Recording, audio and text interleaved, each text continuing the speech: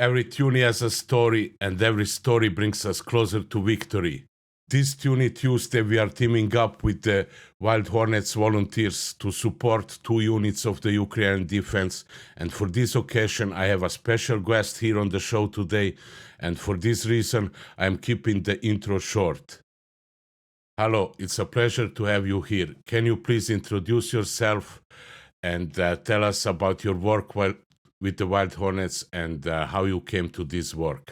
Well, Segi, it's such a pleasure to meet you after all this time. I'm so glad you're doing this, and I'm so grateful for all the work you've done for so long now to help Ukraine and help the Wild Hornets and everything else you're doing.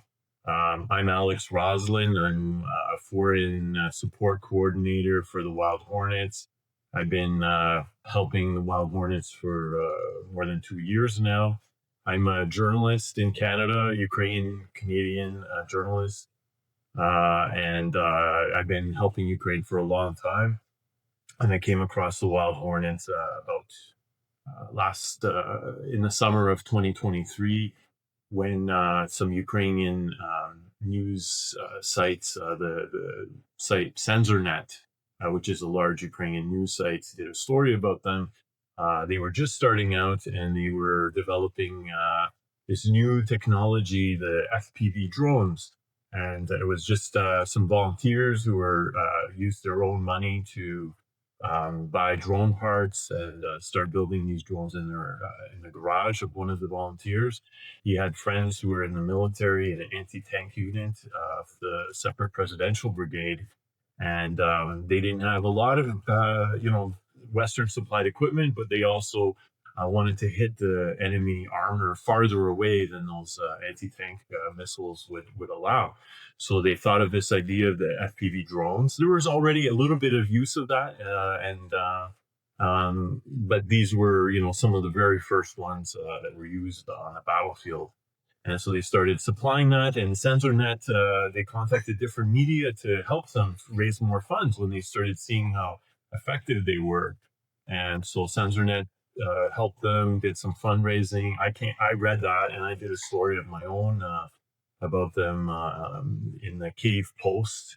I interviewed some people from the Wild Hornets, and then I started volunteering and devoting all my time to helping the Wild Hornets. And we've grown a massive amount since then. In May of 2023, they made something like 35 drones, and every month that grew by 30 or 40%. And then the last time we reported how many drones we made, it was almost 3,000 in about a year ago, actually. By that point, we had made 22,000 drones. Since then, we don't report how many drones we make per month because it gives a lot of information to the invaders. But we've destroyed $1.96 billion US of enemy equipment. That's the estimate that we have. So you can see now we're in global headlines, and we're making all sorts of new innovations all the time, and it's amazing. And it's largely thanks to volunteers like yourself and donations from thousands of people all around the world. It's an incredible story how Ukraine is defending itself with this help from ordinary people all around the world. I'm also happy to finally meet you face to face. We had chats before, but this is the first time that we are seeing each other like this.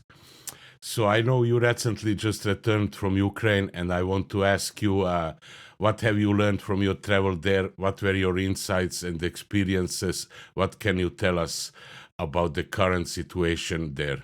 So, well, I just got back. Yeah, it was my fourth time in Ukraine working with the Wild Hornets, and it was an incredible trip. I always miss Ukraine when I leave, and can't wait to go back.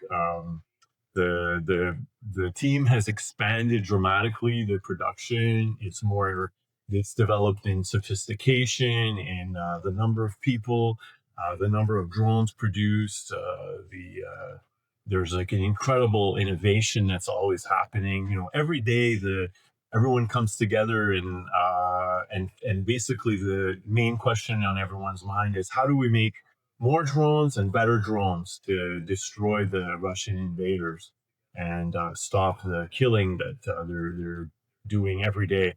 So there's like a lot of operational efficiency and lean manufacturing, these kinds of things you see in, like, you hear about in companies like Toyota. Well, Toyota would be jealous, I think, of what they're doing in Wild Hornets offices.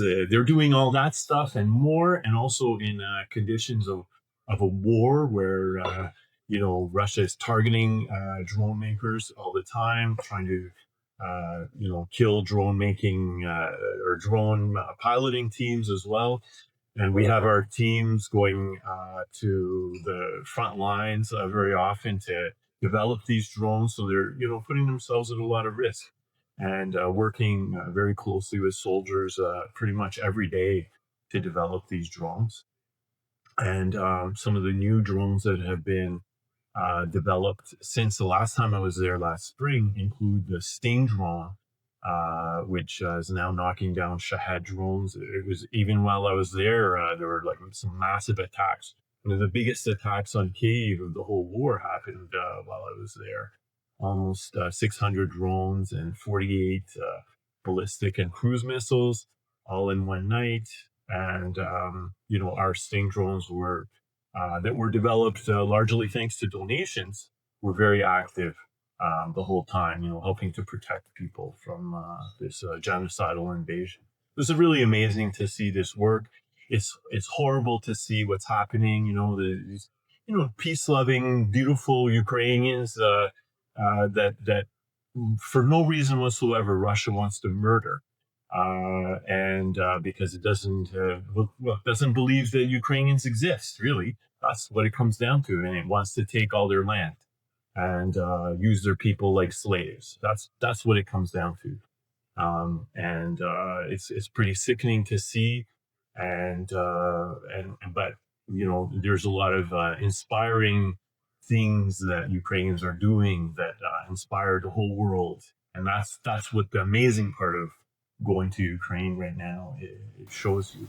You have already answered the question that would have been what progress have Wild Hornets made since your last visit there? So I have another question following about this recent visit. What was the most impactful experience you made this time during your travel in Ukraine? Yeah, well, one of the first things that I think people should do when they go to when they go to Kyiv, and this is what I did with my Wild Hornets friends there, is go to the memorial for the fallen defenders in the Independence Square, the Maidan, the very famous Maidan in the middle of Kyiv. And there are thousands of flags that people have put, loved ones and brothers and sisters in arms, each flag representing a fallen soldier in the war who was fighting Russia. And it gives me goosebumps to remember all the little flags, and some big flags too from different units. I just actually made a post about it on Shitter Twitter. It's haunting to see that, and we always have to remember the sacrifices that Ukrainians are making to defend themselves and the whole world for freedom and democracy. So this was very, very moving for me. It's hard not to, really, really be touched by the sacrifices that you see represented there. And again, when I was there, there were murderous attacks like the barrage that I was telling you about. 595 drones, I believe, Shaheds and other kinds, and people were killed in that attack as well. There was a 12-year-old girl who was killed in that attack, and others who were killed, and over 70 wounded civilians.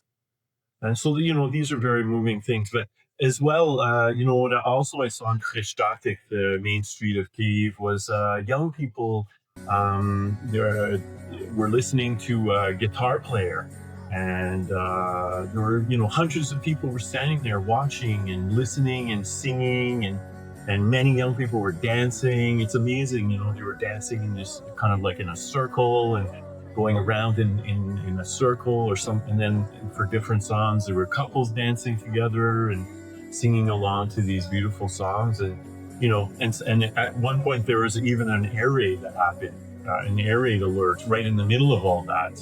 But Ukrainians are these Ukrainians were very brave and just shrugged that off and just kept enjoying their evening. And shortly after, the Ukrainian defenders shot down whatever it was attacking, and so there was no risk there. But it's amazing to see this beautiful scene, and that's really what you see so much is just amazing Ukrainians like sort of helping each other and working together and still trying to enjoy life to the extent that they can.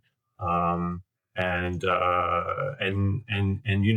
the reason they're able to is because of the sacrifices that many people make on the front, or the defenders are working hard all night to stop these attacks, so that people can in the rear areas can still enjoy life. But many of those people have families on the front line. It's not like they don't care. They donate. Ukrainians are one of the most generous people in the whole world.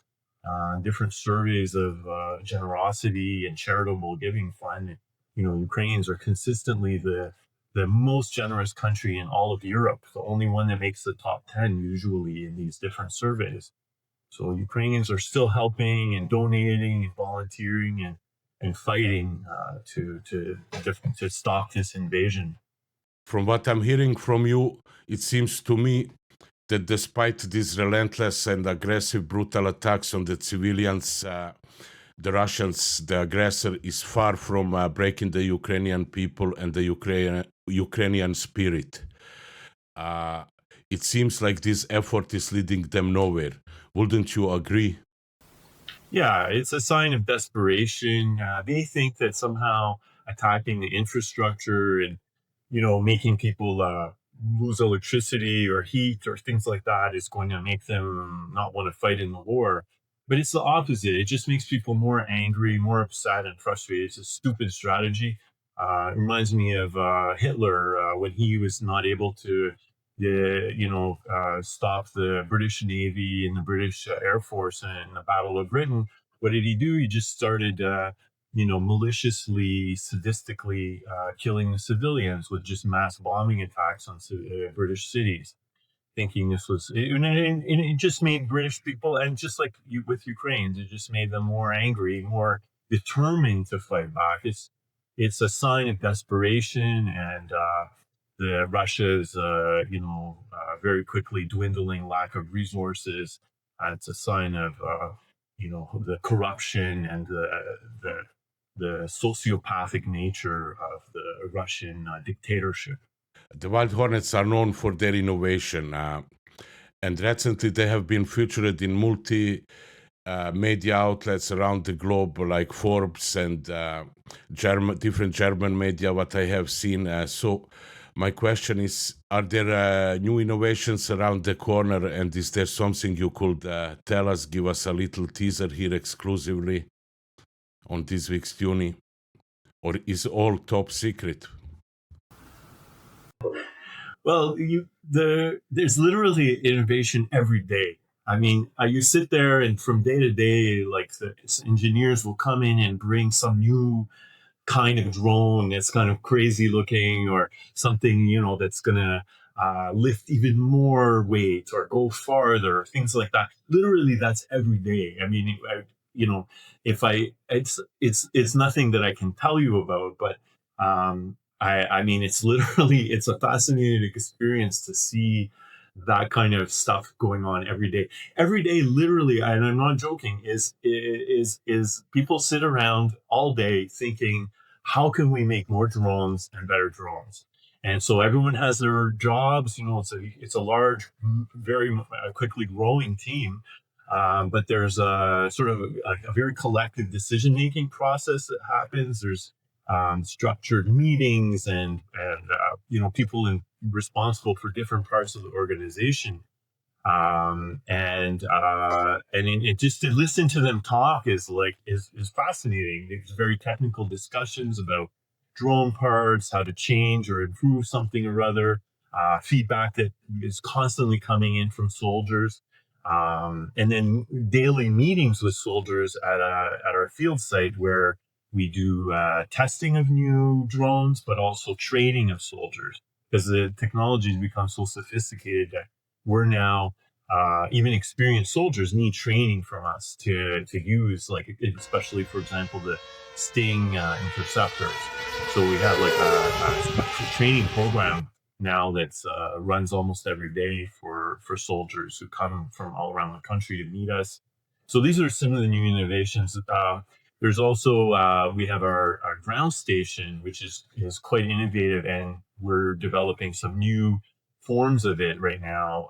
It's digital for digital drones, and nothing like that exists in Ukraine.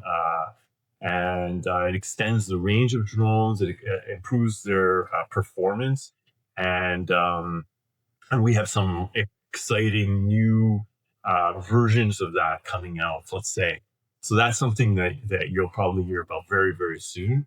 And it's already our ground station is like quite revolutionary, but there's going to be an even newer version of that you're going to see soon. That people are very excited to use these products. Let's say it may not sound as exciting to someone who doesn't know about drones, but let me tell you, the drone units are like, there's a massive demand for these, and it's just going to increase.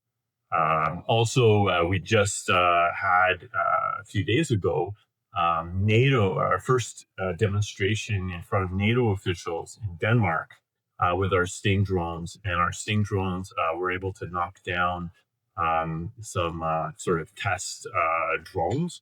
And this was a very important sort of demonstration of our innovation. A German interceptor was also used, an interceptor drone, but it failed the test. So it shows that here we have Ukraine trying to bang its head to get into NATO, and at the same time, in parallel, very ironically, NATO is scrambling to get Ukrainian help and training and technology because everyone understands Ukraine is the world leader in this now. Even the U.S. envoy to Ukraine recently said that Ukraine has better drones than the United States even does. So these are some of the innovations that you've already seen some of that, and you're going to see a lot more in those areas. We are excited to assist you tomorrow with this coming Toonie Tuesday. Could you please tell us for who are we raising funds for? What do they need? How much do they need? And where do they fight? How do they fight? And everything about this raffle that we are having tomorrow on the Toonie Tuesday. Yeah, and we're really grateful to Toonie Tuesday for not just this fundraiser, but many other ones that you've done in the past for Wild Hornets, including a huge one that your community and you guys, volunteers, did on New Year's Eve. That helped to fund the Sting drones. That was really important for developing that. So this new one we're doing is raffle. It's part of a raffle that we have going on in partnership with Canadian Cobzal, who is obviously very involved with Toonie Tuesday, and that's to fund to raise 36,000 American to fund 30 standard drones for the HUR military intelligence. They have a special forces unit called PARE, which is Ares in English. And it's an artillery special forces unit. Very little known, very kind of, you don't see a lot about them, but they're a super elite unit. And the second unit is getting 10 Queen Hornet digital drones. So you have a digital signal, and that's the 210th Assault Regiment, which is formed out of 2 Special Forces battalions. So it's like effectively a Special Forces unit as well. So these are 2 very elite units. The 210th Regiment is fighting in Zaporizhia and the Donetsk area, and the Hur unit is fighting in secretive locations. There are many prizes in this raffle to be won, and the donation done during the Toonie Tuesday campaign are valid for participation in the raffle. So I want you to tell our viewer how can they participate and how can they make their donation valid for the raffle, and also what prizes are in the raffle, what can be won this time. Yeah, well, any donation is very welcome. It doesn't have to be as much as to enter the raffle is $10 US. But every dollar is appreciated. Every toonie is appreciated and important and useful. So they can donate with the options on our Linktree page, which is going to be, I think, in your post. And then if you just put a reply to that post with the donation screenshot, we'll enter you in the raffle. You can also DM the screenshot to any of the people in our raffle team, and there you go. There's yeah, I guess that's about it. And so our prizes, we have 35 prizes. That's the most we've ever had in a raffle. All of them except one come from the 2 units. This is it's incredible. Like, this is a huge pile of stuff that both of them sent. Even a quarter of them would have been good for a raffle, but they sent just an amazing amount of patches and flags, t-shirts, and stuff that's very, very rare. These are both fairly rare units to see merch from. So, and then we also have a soccer ball that was signed by Andriy Shevchenko, a hero of Ukraine. He's the president of the Ukrainian Association of Football, considered to be Ukraine's greatest player ever and one of the greatest strikers of all time. And our volunteer, Oksandr Herman, he's a Canadian Ukrainian, was at an event where Andriy Shevchenko and the Ukrainian team came and they signed the ball. And so he's donating that ball to us for this round. So I have 2 closing questions, and the first one is, what message would you like to give to our supporters, our viewers, and the people in general who would like to support Ukraine? And how can they support, and how can they make the impact even bigger? Well, I just want to say thank you from not just me, but the Wild Hornets team in Ukraine. They are endlessly grateful to the international community, to Toonie Tuesday, to the Wild Hornets community, our volunteers in the Hornets Nest, and other volunteers for your amazing help. It's just very moving and inspiring for the people there, including soldiers as well, to hear that there's this great support around the world. We're inspired by them, but in fact they are also inspired by us, and they're very grateful, and it helps them not just with drones, but it helps them morally to know that Ukraine is not alone. And so please don't forget about Ukraine. Ukraine needs all of us. We're vital for Ukraine's survival and defense, and now we see that that's vital for the whole world. So we're fighting for ourselves too when we fight for Ukraine. So thank you. I hope we will soon have the possibility to talk about the finer things in life, maybe about your book, a review of the book, or some other fine things. I hope this war will soon be over. We can close this and finish this brutal aggression against Ukraine, and the Western way of life, democracy, and freedom. Thank you very much for being here. I'm excited to work once again with you for Ukrainian defense. Well, thank you so much. It was such a pleasure to talk to you. And, again, like we're, Ukrainians are all pinch themselves all the time to see all the support that we get from people like you and Toonie Tuesday and our community. And, we're just very blessed to have that. It makes all the difference. Yes, NAFO, of course. So, yeah. Thank you very much. Thank you. So that's it. I hope you are hyped as I am hyped for this one tomorrow. I will be there from the beginning to push, to promote, to donate, and find more Tuniacs, find more Tunis for this wonderful campaign that will bring us one step closer to victory. And again, I'll be raffling something. This time I raffle a NAFO drones patch, NAFO Wild Hornets patch from the Adopt a Drone campaign. You can see here the patch. And to participate, to win the patch, it's easy, it doesn't require a donation. Just write this week's Toonie in your quote post of the Toonie Tuesday post on Blue Sky or on Twitter. So you can write anything, whatever, and just add additionally the words this week's Toonie in the post, and with that you'll enter the raffle. On top of that, I'll be raffling a Wild Hornets coin. This coin can be won by writing a comment here on YouTube under my video, and you should write what you love about the Wild Hornets, the fact about the Wild Hornets drones that you love the most. Write it down below, and the one with the most likes after 60 hours since published of the video will get the coin from me. So let's see who got the prizes, and let's push this campaign tomorrow. This campaign will bring us a step closer to victory, and that's what matters. Thank you very much. Let's save lives. Read you tomorrow in the comment section.